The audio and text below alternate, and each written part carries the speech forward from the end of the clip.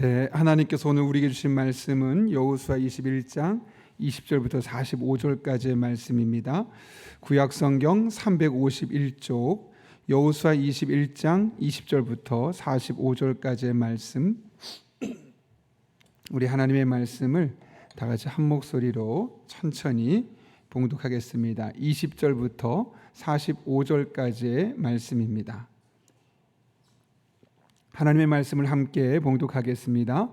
레위 사람인 그앗 자손 중에서 남은 자들의 가족들 곧 그앗 자손에게는 제비 뽑아 에브라임 지파 중에서 그 성읍들을 주었으니 곧 살인자의 도피성 에브라임 산지 세겜과 그 목초지요, 또 게셀과 그 목초지와 집사임과 그 목초지와 벳호른과 그 목초지이니 네 성읍이요.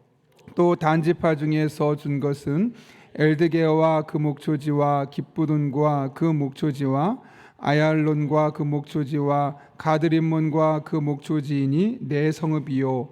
또 므낫세 반지파 중에서 준 것은 디아낙과 그 목초지와 가드림몬과 그 목초지이니 두 성읍이라. 그앗 자손의 남은 가족들을 위한 성읍들은 모두 10성읍과 그 목초지들이었더라. 레위 가족의 게르손 자손에게는 므낫세 반지파 중에서 살인자의 도피성 그 목초지를 주었고 또 드스다와 그 목초지를 주었으니 두 성읍이요. 이사갈 지파 중에서는 기시온과 그 목초지와 나브랏과 그 목초지와 야르뭇과 그 목초지와 엔간님과 그 목초지를 주었으니 네 성읍이요. 아셀 지파 중에서는 마살과 그 목초지와 압돈과 그 목초지와 헬갓과 그 목초지와 르흠과 그 목초지를 주었으니 네 성읍이요. 납달리 지파 중에서는 살인자의 도피성 갈릴리 게데스와 그 목초지를 주었고 또 함못들과 그 목초지와 가르단과 그 목초를 주었으니 세 성읍이라.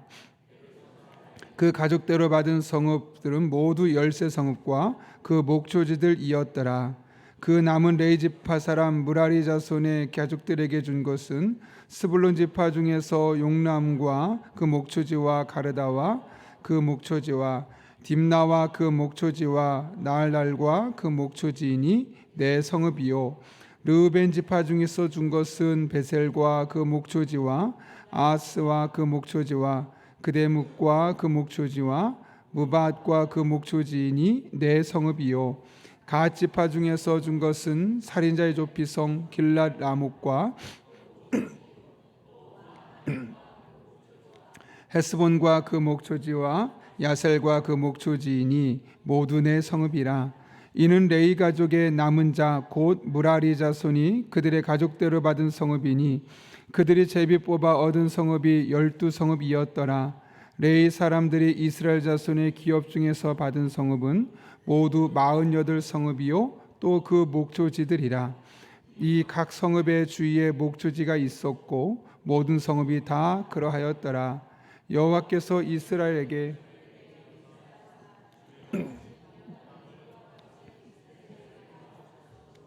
그들이 그것을 차지하여 거기에 거주하였으니 여호와께서 그들의 주위에 안식을 주셨으되 그 조상들에게 맹세하신 대로 사슬과 맞선 자가 이는 여호와께서 그들의 모든 원수들을 그들의 손에 넘겨 주었음이니라. 여호와께서 이스라엘 족속에게 말씀하신 선한 말씀이 하나도 남음이 없이 다 응하였더라. 아멘. 우리 함께 기도하고 하나님의 말씀 나누겠습니다. 거룩하신 아버지 하나님, 오늘도 우리를 불러주시고 또 2월의 첫날 하나님 앞에 나와 기도할 수 있는 영적인 기회와 특권을 주심에 감사합니다. 이 귀한 특권이 이 한 달 동안 우리들의 삶의 응답을 통하여 더욱더 확실하게 하여지게 도와주시옵고 이것이 우리 개개인에게 하나님 만난 은혜 고백이 되어지며 우리 가문에 하나님 만난 은혜의 간증으로 하나씩 하나씩 영적인 자산이 되도록 쌓여지게 하여 주옵소서.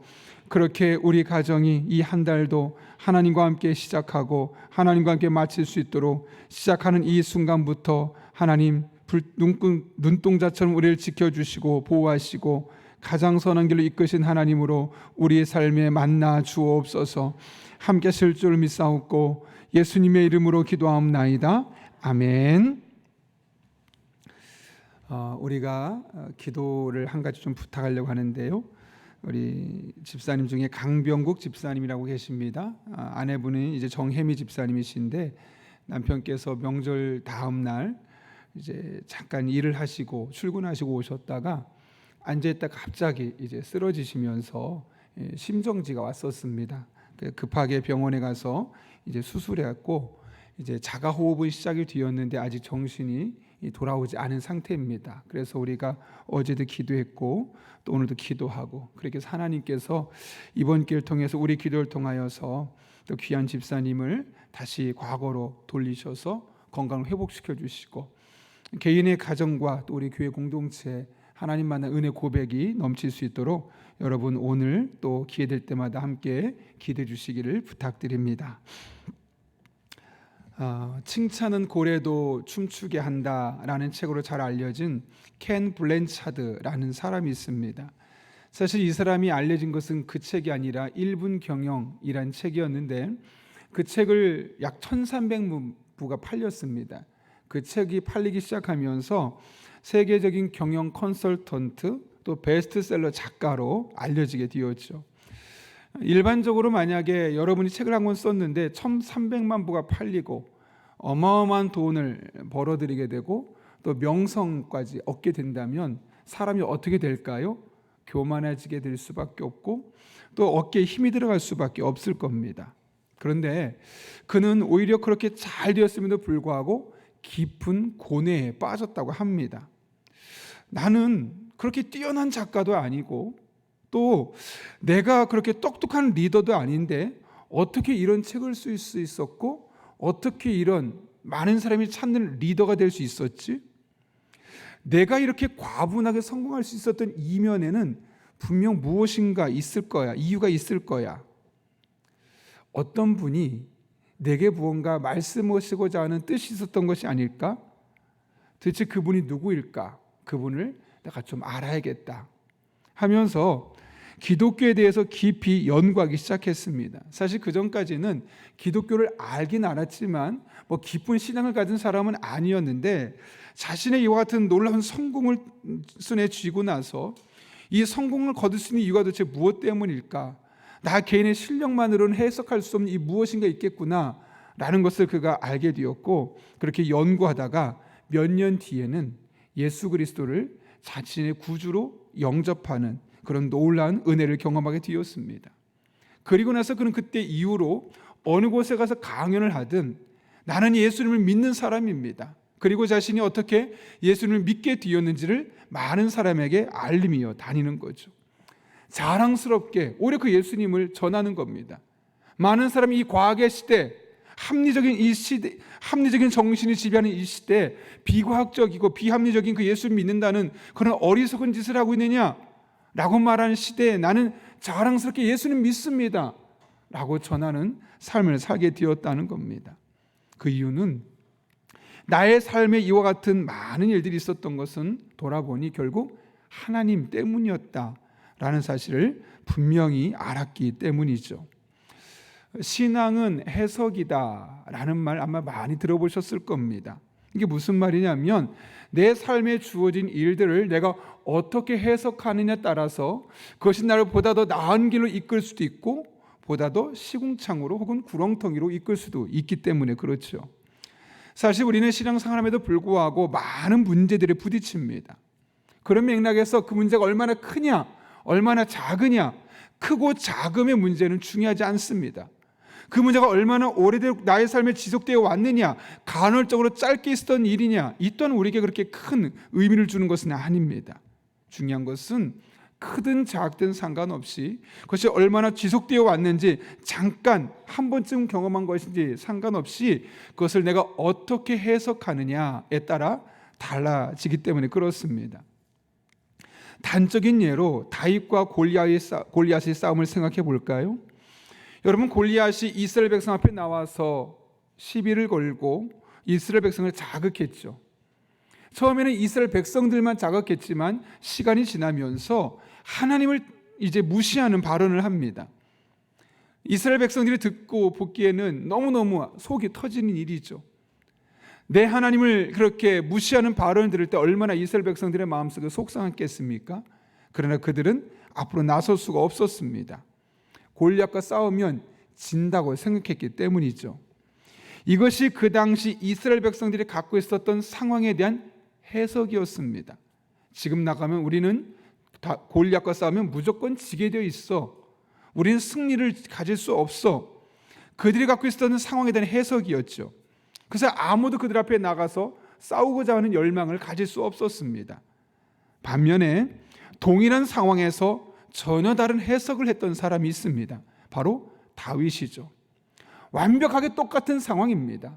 골리앗이 다른 사람으로 대체된 것도 아니고 그 자리에 다윗이 없었던 것도 아니고 그 자리에 똑같이 있었던 겁니다.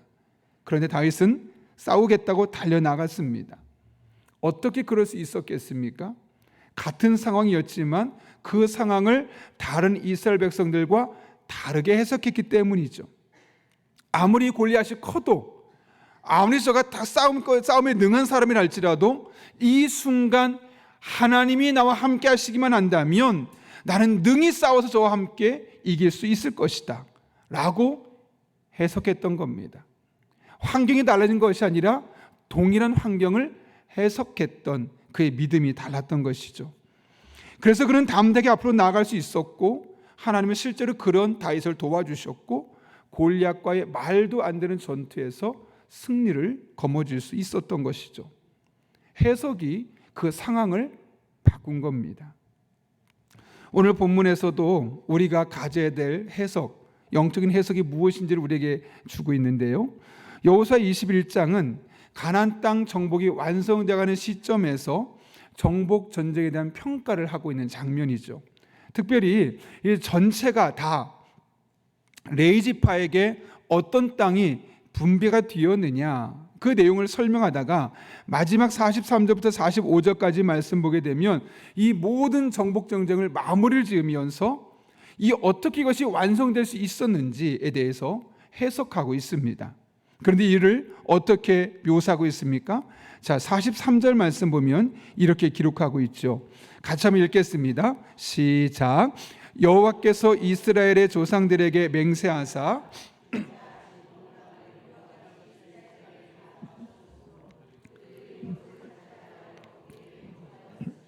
아멘. 여기 보면 하나님께서 다 주셨다고 이야기합니다. 45절을 보면 보다 구체적으로 이렇게 묘사합니다. 여호와께서 이스라엘 족속에게 말씀하신 선한 말씀이 하나도 남음이 없이 다 응하였더라. 여기 43절부터 45절까지의 말씀 보게 되면 여호수아가 하나님께서 그들의 삶에 이 정복전쟁 가운데 어떻게 하셨는지를 말씀하고 그것을 증명하기 위해서 의도적으로 사용하는 표현들이 있습니다.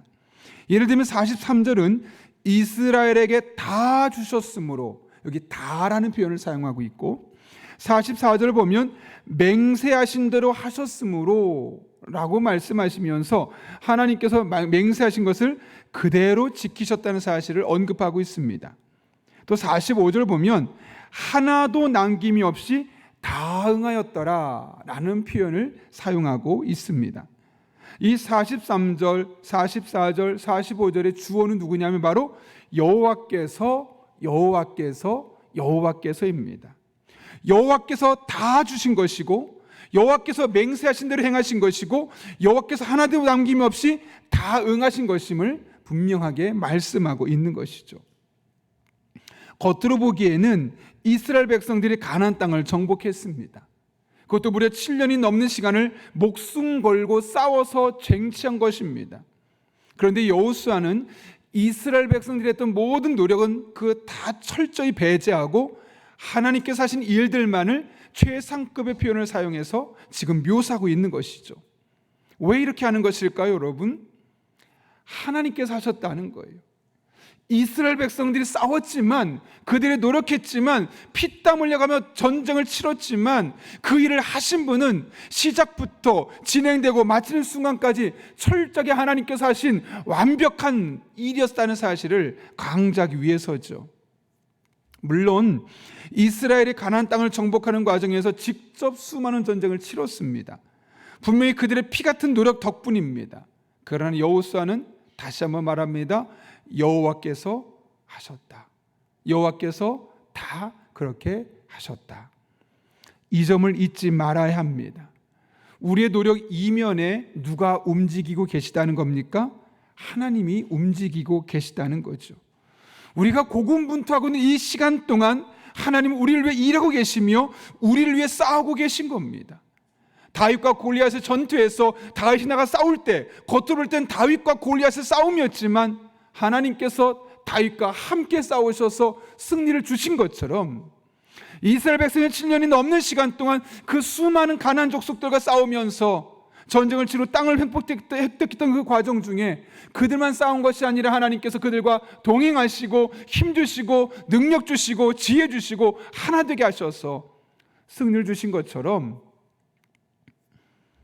다른 말로 하면 우리들의 삶에도 하나님께서 그렇게 하신다는 사실을 잊지 말아야 한다는 사실을 강조하기 위해서 여호수아는 그 시대 사람들과 그 책을 읽을 후대 사람들에게 오늘 말씀을 남기게 되었던 것이죠.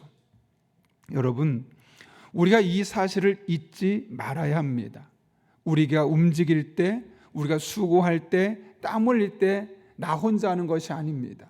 비록 우리 눈에는 보이지 않지만 하나님께서 우리와 함께 하셔서 때론 지혜를 주시고, 때론 사람을 보내주시고, 때론 건강을 주시고, 때론 총명함과 영적인 지식과 또한 지혜를 주셔서 그런 일들을 능히 감당할 수 있도록 이끌어 주시는 것이죠.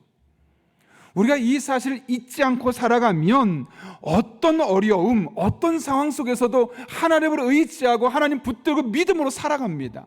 그러나 잠깐이라도 이 사실을 잊는 순간 우리들의 삶에는 온갖 불평과 불만과 좌절 등 가득한 삶으로 살아갈 수밖에 없는 겁니다. 왜요? 하나님이 보이지 않으니까요. 문제만 보이니까요. 상황만 보이니까요. 하나님 왜 나한테 이렇게 하시냐고 우리들의 삶에는 원망할 수밖에 없는 겁니다. 그래서 이 같은 사실을 누구보다 잘 알고 있었던 이스라엘 백성들은 후손들만은 이와 같은 과오에 빠지지 아니하도록, 이와 같은 영적인 어리석음에 빠지지 아니하도록 이것을 노래로 만들어서 성전에 올라갈 때마다 부를 수 있게 했습니다. 그것이 바로 시편 121편 1절부터 6절의 말씀이죠. 제가 한번 읽어볼까요?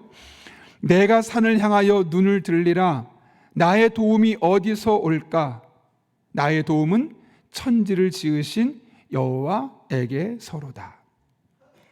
여러분, 왜 산을 향하여 눈을 들겠습니까? 내 주변을 아무리 돌아봐도 나를 도와줄 사람이 없는 겁니다. 전문가라 말하는 사람들도 나도 두 손 두 발 다 놓았다고, 내가 할 수 있는 것은 여기까지밖에 없다고 말할 수밖에 없는 상황. 앞을 봐도 길이 안 보이고 뒤를 보면 까마득하고 진퇴양난의 상황 속에서 아무것도 할 수 없는 그런 상황 속에서 할 수 있는 것이라고는 하늘을 바라보는 것밖에 없었습니다. 누가 나를 도와주지? 이런 상황 가운데 누가 나에게 도움을 줄 수 있을까? 아무도 나를 도와주지 않고 아무도 나를 도와줄 수 없는데, 그때 그가 산을 돌아보고 깨달았던 것이 무엇이냐면 나의 도움은 천지를 지으신 여호와에게 있구나. 그 어떤 누가 도와주지 않아도 하나님이 도와주면 되는 거지. 그 누구도 나를 도와줄 수 있는 능력이 없어서 다 포기했어도 천지를 지으신, 전능하신, 못할 게 없으신 하나님이 나를 도와주시면 되는 거지. 그 천지를 지으신 여호와가 어떤 분이신가? 3절부터 이렇게 말합니다. 여호와께서 너를 실족하지 아니하게 하시며 너를 지키시는 이가 졸지 아니하시리로다. 이스라엘을 지키시는 이는 졸지도 아니하시고 주무시지도 아니하시리로다. 여호와는 너를 지키시는 이시라. 여호와께서 내 오른쪽에서 내 그늘이 되시나니 낮에 해가 너를 상하게 하지 아니하며 밤의 달도 너를 해치지 아니하리로다. 여호와께서 너희를 지켜 모든 환난을 면하게 하시며 또 내 영혼을 지키시리로다.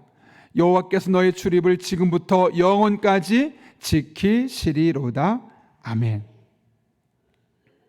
이것이 이스라엘 백성들이 성전에 올라갈 때마다 불렀던 노래입니다.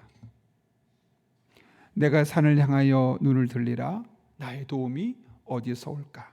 나의 도움은 천지를 지으신 여호와이신데 그분은 졸지도 아니하시고 주무시지도 아니하시고 내 영혼을 지키고 나를 지키시는 분이시지.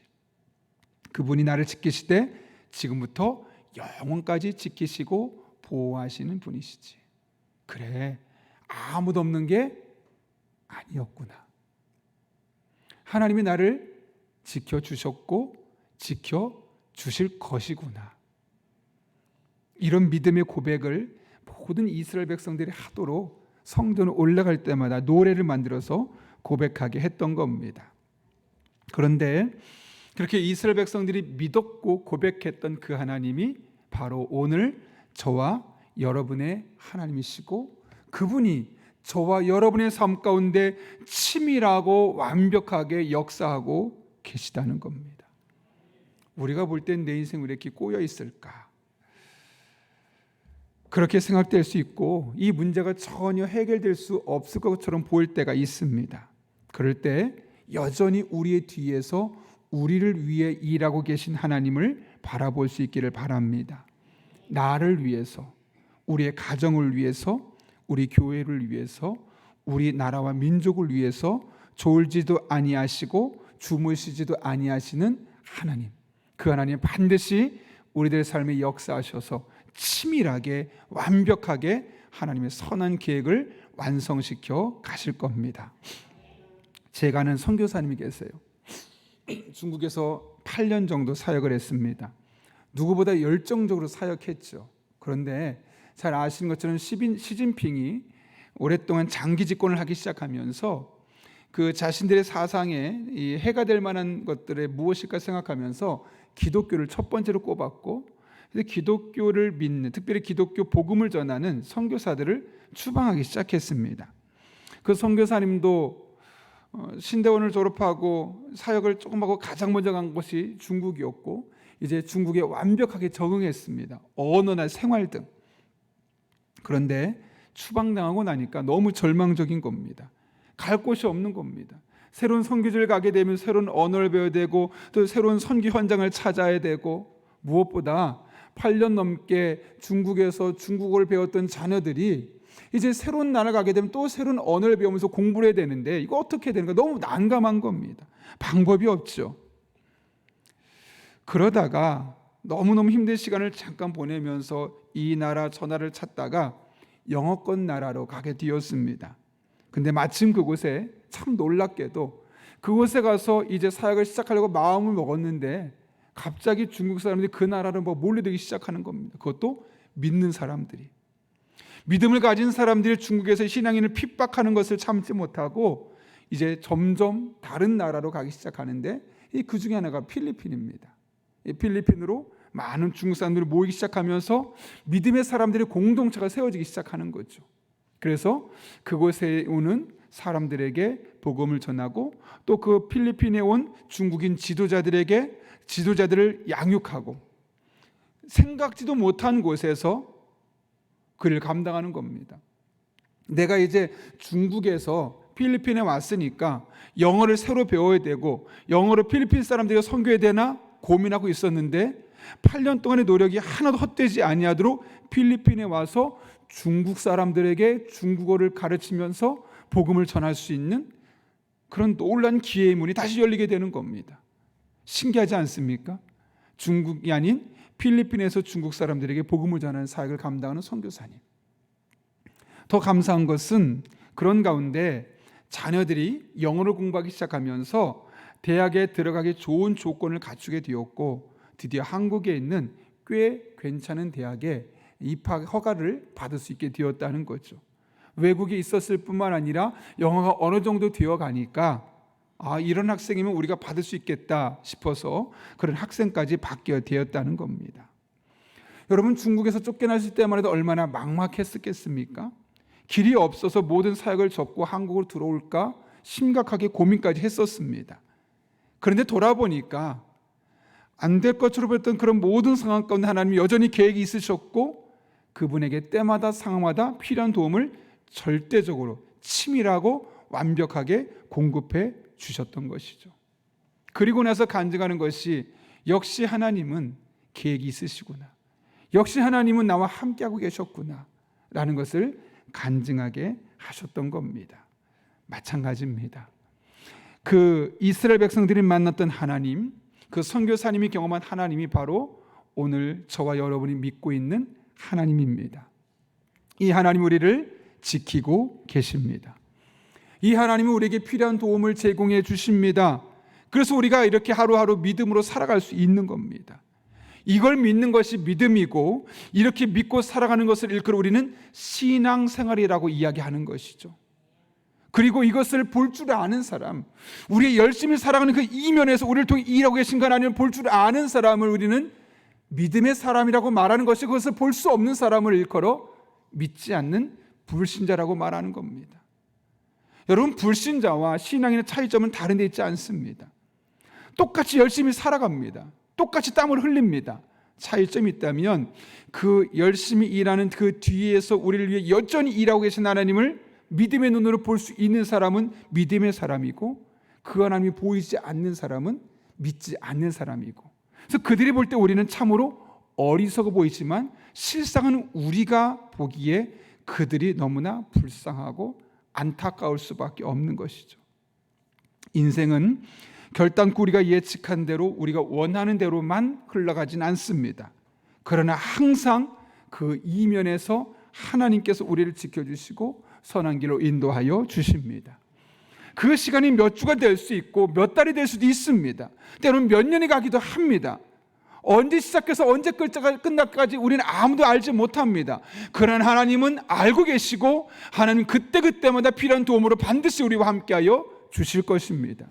바라기는 2월 한 달도 그 하나님을 의지하고 그 하나님을 믿음의 눈으로 바라보고 그 하나님과 동행할 때 여러분의 삶에 가장 치밀하고 완벽하게 역사하시는 하나님의 놀라운 은혜가 임할 수 있기를 예수님의 이름으로 축원합니다.